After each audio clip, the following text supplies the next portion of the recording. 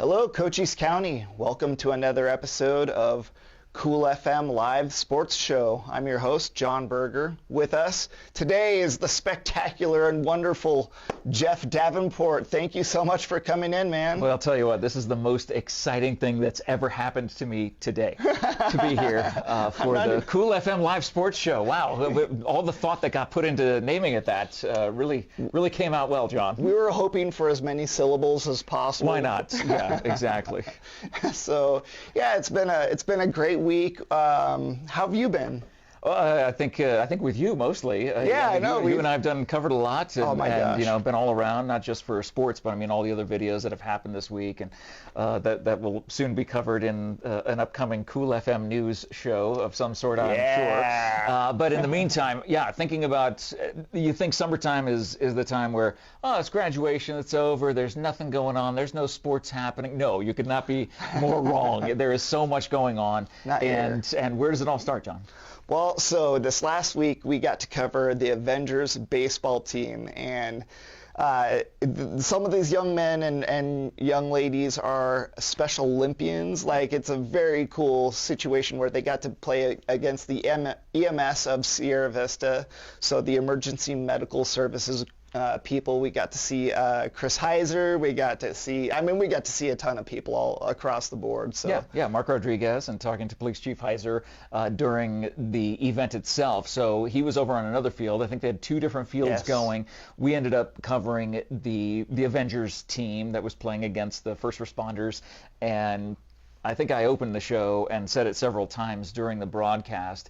It is an exhibition game, but there is no game that means more to the fabric of this community than that particular game. And when you watched it, if you were one of the people who tuned in, thank you so much for watching and supporting all the amazing work that goes into the Special Olympics and all of the support that the Sierra Vista Police, Fire, EMS, that they put forward for the Special Olympic athletes, even things that we were doing yesterday on Saturday that we were doing that had to do with raising funds for during the cornhole tournament and things like that, for those of you who saw that. And Police Chief Heiser putting his money where his mouth is, getting in the dunk tank and getting dunked by kids and adults alike and having a great time. But watching the expressions on the faces and seeing how excited those Avenger athletes were to be able to play against the first responders. It is the most important game that happens all year long, and it was a blast to be there. Yeah, the community surrounds them and loves them and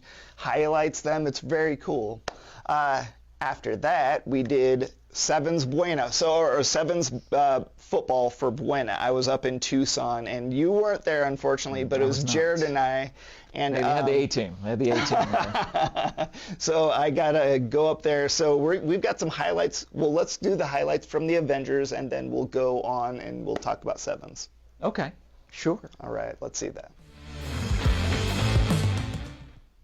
Wow, we said it a couple of times. Whose I'm going to voice say is it that? again. Who's that guy? This is an exhibition game, but it means more to everybody else who is playing this. Watching from Gilbert, Arizona. Sherry, thanks so much for taking the time to watch. If you're watching from somewhere else around the world on another RBI single, another base hit, runner comes in from third. You let us know where you're watching from. Yeah, say hi. Say hi. Oh, good to see you. Great job.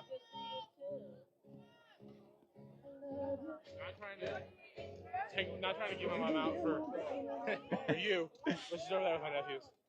What's that? She's over there with my nephews. Oh, that's great. I'm sorry. Well, runner on first. And that's a pop fly. Will it stay fair? It does. It does stay fair. They try to throw over to first base. It goes over the head of the first baseman. So an infield single. Let's go, Mason. And that will bring up Mason. Our athletes. Oh, that's a comebacker right to the mound. The throw over to first base. I don't know if that was in time. Looks like they're calling safe. There's a sharp shot. It goes all the way into left field. The runners round third. Both of them back to back. TJ round second. He will head into third and get a bases clearing triple. No, TJ's gonna run. He's gonna run home. He outraces the third baseman and clears the bases. It is a grand slam home run for TJ. And that is the ball game. TJ, you cleared the bases. And there are high fives all around this field.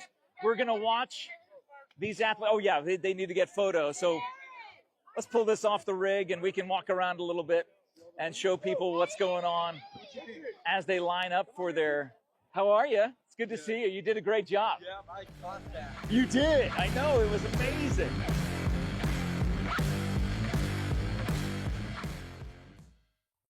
Man, if that doesn't put a smile on your face and just make your heart grow 10 times larger watching those athletes, that was absolutely awesome. Some of those kids had some great swings too. We were watching that ourselves, just sitting there going, what a great swing. Yeah, you know, my body doesn't have that limberness, but he stepped into that one and then that last one, he just drove that into left field. I'm like, man, no left fielder there. Just let it go all the way to the fence and have him chase him down. He's like, I'm not good with a triple. I'm just going to go ahead and run on home. And he did, and outran the firefighter third baseman and got in there for a grand slam to finish out the game. It was so much fun to be there and to broadcast that. And again, if you were someone who watched that game as it was live, thank you so much for tuning in and being a part of such a special event, a special broadcast that we got to do. That was his second grand slam of the game. I didn't think anybody. You had notes? Oh my gosh, who was taking notes? I didn't know we were keeping score, but I mean, I was watching, and that was his say. He's a great hitter.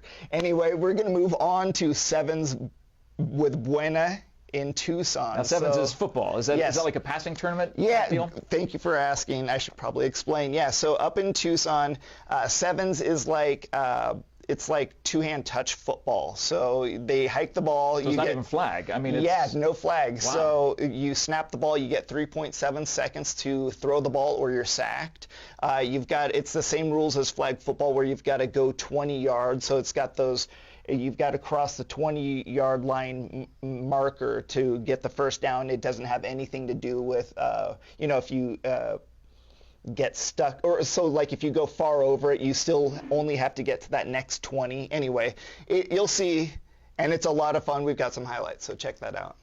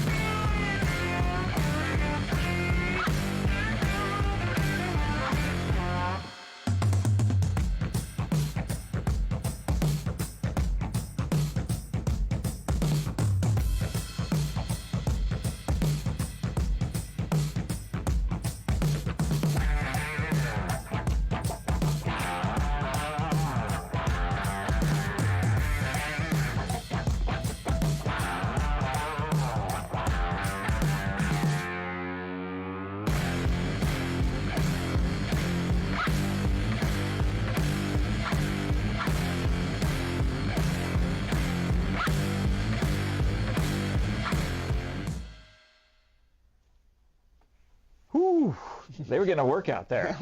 So I would lift weights, but they're just so heavy.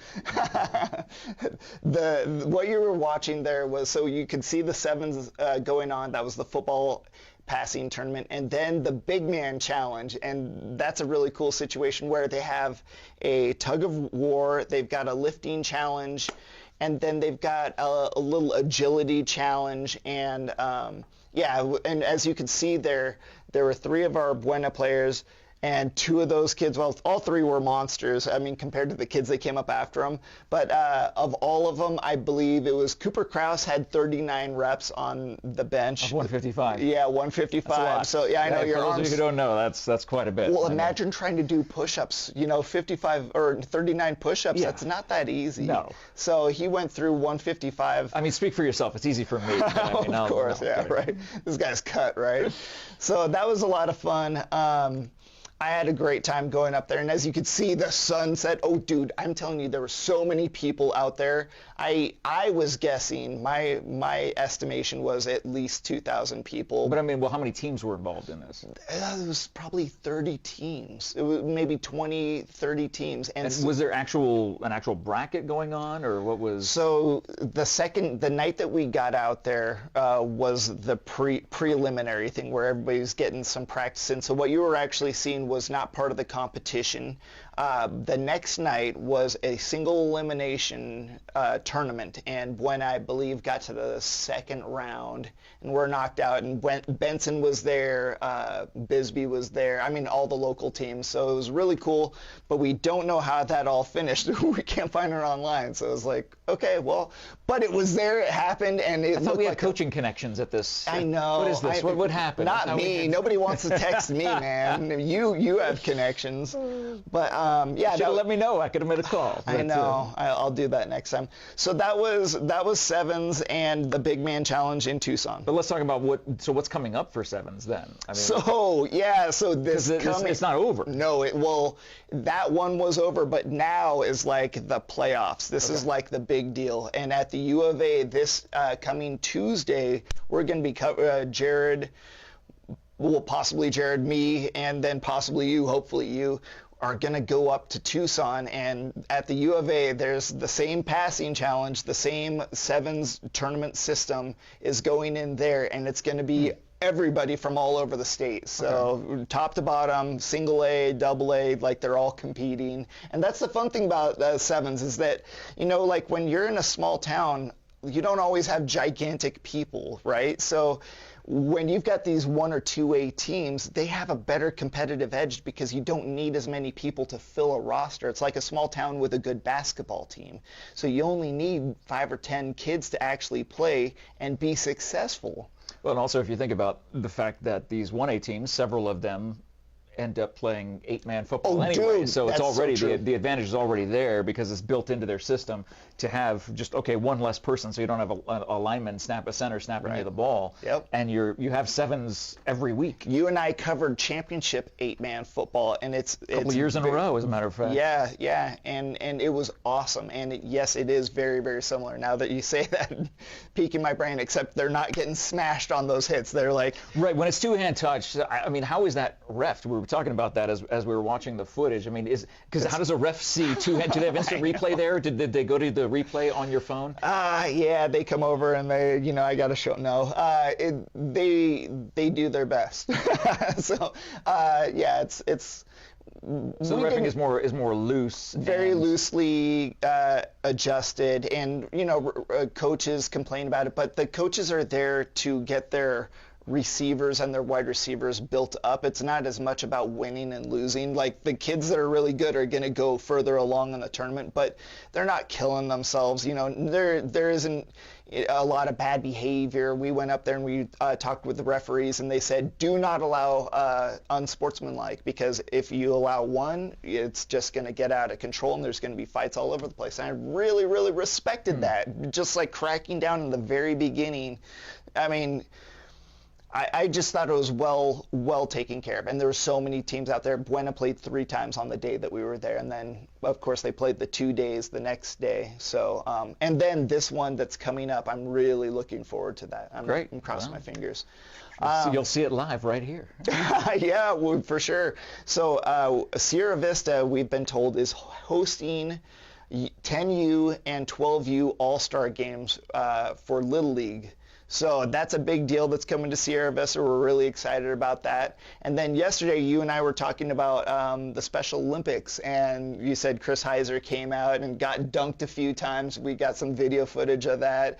What else did you find about that whole, it was a cornhole tournament, correct? Right. Yeah, they're at the Sierra Vista Golf Center. It was the first annual Roadrunner Throwdown, I believe is what Trish was calling it, and it was all about getting people together, the cornhole teams to they weren't winning prizes, they were winning trophies, but there was no cash prize or anything like that because all the funds were going to the Law Enforcement Torch Run for Special Olympics, and they'd already raised just that morning. We talked to Trish. She said over $800 was already raised just in registrations. That was not counting all the raffle tickets that were going on, all the costs for people to throw, to dunk Police Chief Heiser in the dunk tank. So I mean, everything. He got dunked so many times. It was.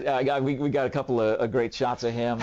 First his inaugural dunk, and then there was a young girl who I think was being highly recruited. And that will be the recruitment footage that some of these schools see. Because this little girl is this tall. Oh, my hand just disappeared. She's like, I don't know, maybe hip high. And this girl hits the thing 3 times in a row. Yeah, awesome. It didn't no, maybe register. It's 5 times in a row. Yeah, I think it was. It was like four or 5 times in a row. She hits the target, bang, bang, bang, but it doesn't act to get Chief Heiser down in the water until she got up a little bit closer and then slung it and bam, hit it, and he was going for a bath.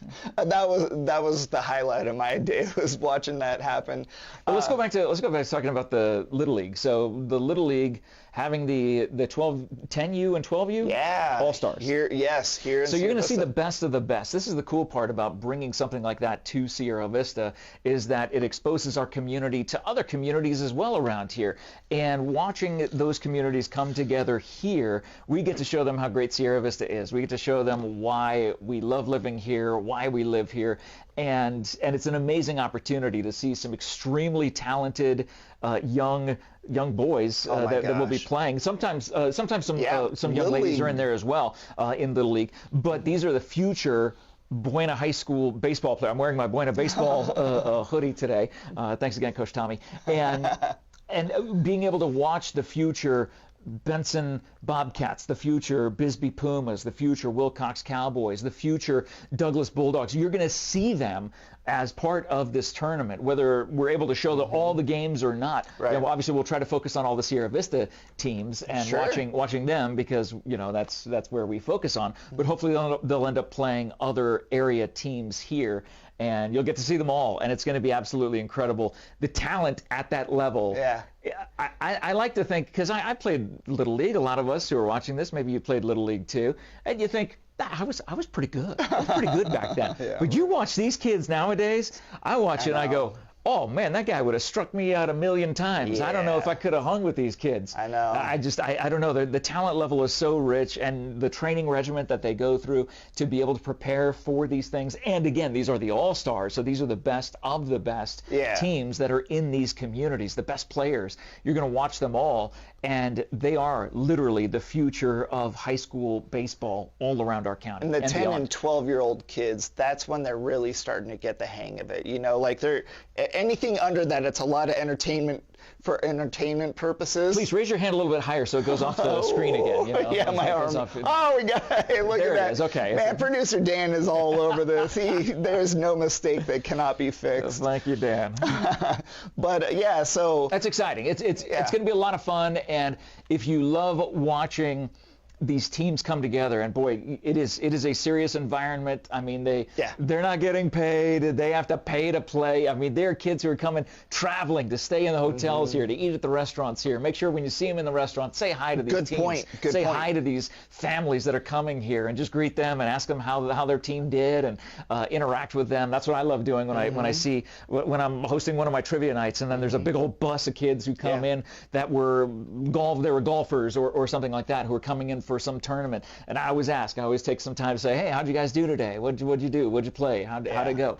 And that's something that we can do as a community, is talk to these folks when we see them come in to the establishments, the businesses, the restaurants, the hotels, everywhere around here. Stuff like that is a real big boon to businesses. So, and it isn't calculated very easily. So I tell people I'm from Portland, Oregon. They said the reason why Portland didn't have a pro football team or blah, blah, blah, was because it didn't have enough hotels, and it didn't attract enough people. But the cool thing is, it's part of the tourism industry. It starts drawing people in, just like you're saying. After a while, there's businesses that are related to, baseball or trophies, just like we already have with Wicked Limits. God bless you guys.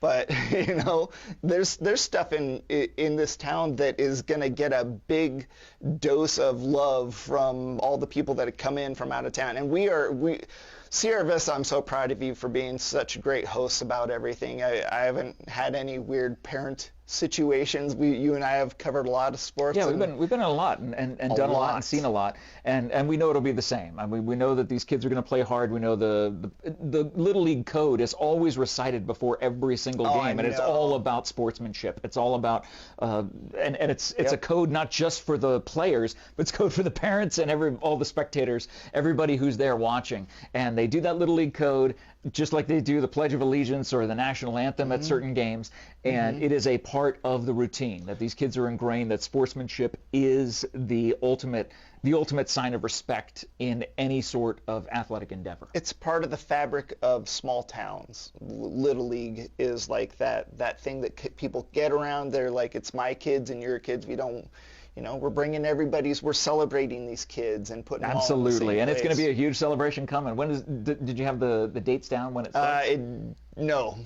Nope. Jared was the one that told me about guess that. What? So guess who has a connection with Rory Volgendi of the Sierra Vista Little League? I got it right here.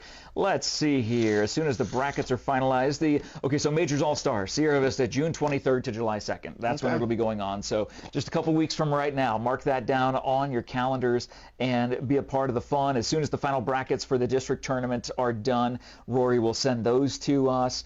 Looks like it's going to be a good one, according to Rory, and he is the one who's in charge of the Sierra Vista Little League. So thank you, Rory, for that. It's going to be absolutely awesome. We're looking forward to it and very excited about all of these teams coming here to Sierra Vista. So cool. It's super cool. Okay, this is something that you had a very big hand in. This last week, you and I got to do Smashers on Golf. Oh, I've heard of that. Yes, this is the host. So No. I am the one who took the very first shot at Smashers on Golf. I am the one who took down the mayor of Sierra Vista, Jack Blair, who's on that course longer than I've been alive, and took down Laura Wilson. That's right, Laura. I'm talking to you, and took them all down and laid the smack down on them on the Smashers on Golf Challenge in week 1, and I moved on to the championship round, which will happen in a couple weeks.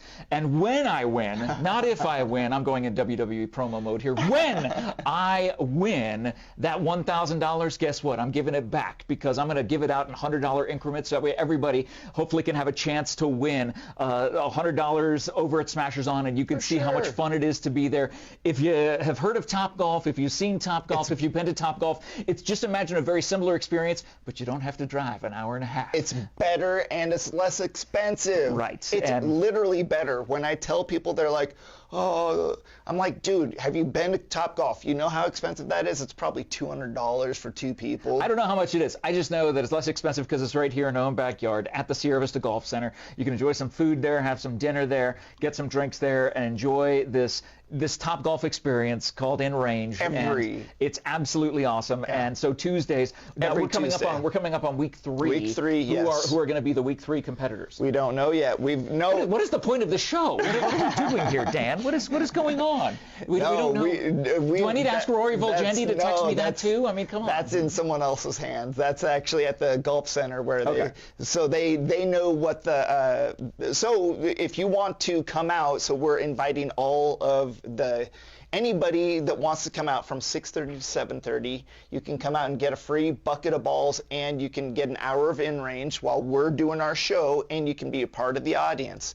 Now, if you qualify, you can come and play against Jeff and anybody else that's in it if you qualify, and you can play for $250. So we pull someone from the audience every week, and we get 3 business owners. So if you own a business locally, reach out to us because we'd love to have you on. There's only 2 more weeks left after this week. Yes, so. And then we're going for the $1,000 championship. Well, I mean, it's already been said and done who's going to win the $1,000 championship. It could happen. I'm sorry. No one expected me to win. I swung a golf club 1 time in 4 years and ended up beating, by the way, did I say the mayor, Jack Blair, and Laura Wilson? Excellent golfers. Yes. And then this week. Me. Well, so this week we had a golfer that was pretty insane, Colin McCarty. They were all fantastic. All those guys were great. All the golfers. Guys who were playing this past week were awesome. They could swing that club and mash.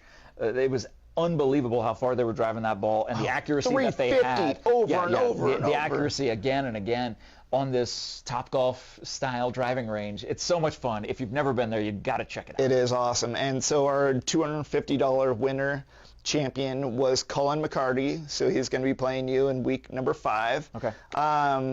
So, and then, Josh, I believe, is the guy that's going to be moving on. So if you get second place, you get to move on. But like I said, free golf. Come on out. Bring your friends, bring your family, bring your coworkers. And if you have a business and you come on, we would love to have them in the audience. Man, have someone cheering for you. That's the way we should be doing this. That's the whole point. Bring a whole family of and friends and coworkers to cheer on the golfers who are going to be a part of it. So stay tuned, and we'll get you the information on who those people are. Okay, the last part of the show, we're going to run down what's going on regionally and nationally. So we're going to do U of A. Well, no, we're not going to do U of A. I don't think there's anything going on with U of A, actually. But Diamondbacks, so right now they're playing the Reds. Oh, my gosh, they're getting smacked around 13-1 in the middle of the 9th. So not good. We got... That's a tough day at the office. Yeah. Oh, playoffs basketball. So in the playoffs in the championship right now, it's Oklahoma City versus the Indiana Pacers. Did you hear about that? The game winner this last the game 1. No, I'm not a sports fan at all. I was not a degenerate gambler betting on that. I'm not a gambler either. I'm totally kidding. I loved watching. Halliburton. Tyrese, yeah. Ooh. Absolutely ice water in his veins. Dude. And a crazy situation to set that up, by the way. I know. It was everything that set up that moment there in OKC. Their home fans not knowing what to do about the hottest hand on the court in the playoffs. I love watching Oklahoma City lose. Like, okay. What's going on here? I don't hate Everyone anybody. in Oklahoma City just unfollowed it. I know. How There's dare a you bunch of insult people those from, people. There's a lot of people from Texas that like Oklahoma City, too. Anyway, I'm from the Pacific Northwest, and we used to have a team called the Sonics. I've heard of that. And they were ripped out of my chest when I was living in Seattle, and they were placed in Oklahoma City with Kevin Durant, and Westbrook was on that team, and this guy named Serge Ibaka. It was a stacked team. It was an absolutely stacked team. They get ripped out, and it was absolutely heartbreaking, and so I no longer root for them. They're the only team that I root against anymore. I used to not so you're all in on the Pacers then? Dude, I like watching Tyrese play. What do you say, Pacers in 6, or what is your prediction? I don't know. It was such a close game. It was insanely close. I'm thinking that it's going to go to probably 6, and I think it's going to be at Indiana, and I think because Oklahoma City has the better team. They are stacked, like unit. center all the way through. They've got the MVP on their team, but Indiana has the most clutch player on their team. His clutch statistics are insane. He's shooting 90% when down and inside the last 2 minutes of the game. He's like that's pretty darn good. Yeah, he's 10 of 12 on the whole playoffs. I mean, it's pretty ridiculous. Anyway, if I could shoot like that, I mean, that's the only thing that I do. I just wait to the end of the game and just start heaving them up. Knowing that they're all going to fall. Yeah, 90%. All right, so you heard it from John. Pacers in 6. I'm crossing my fingers. We were hoping for Coach Baker to come in, and Julian, he's got some good opinions on it, but we'll hear back from him. You're stuck with this opinion week. and that opinion. Hey, well, sorry, I apologize. We're not basketball guys the way my they apologies. are. But we do watch a lot of basketball. We do. So, and that's about it. I don't think there's anything in the NFL that was really that big a deal. Jared wanted Travis Kelce and Taylor Swift to get divorced, and it looks like they're still okay. So that's what great a terrible news. thing to root. Jared, you're a horrible human being. I know. Why on earth would you root for that? Why can't you just root for love, man? I know. Come on, it's Everybody all right. hates the Chiefs. It's all right. It's life we live. Not but everybody. You're a Chiefs fan. I know. Proving that nobody's perfect. That's what it shows. Heartbreaking, the stab. Well, thank you so much, Jeff, for coming in. Oh, I can shake your hand. Oh, yes. All right. And Dan, thank you so much. The man over there, he's always taking care of us. So all of this cool stuff that you see above us, that's Dan, and awesome. And then we got Todd, and Cool FM. Thank you. If you guys are interested in sponsoring any of these shows, let us know. Let me know. Call me. Anyway, thank you, John. for You're so awkward. Gross. You're so. He's boo. He's gross. Thank you for tuning in to this week's episode of Cool FM Live Sports Show. We will be back next week with another episode. Take care.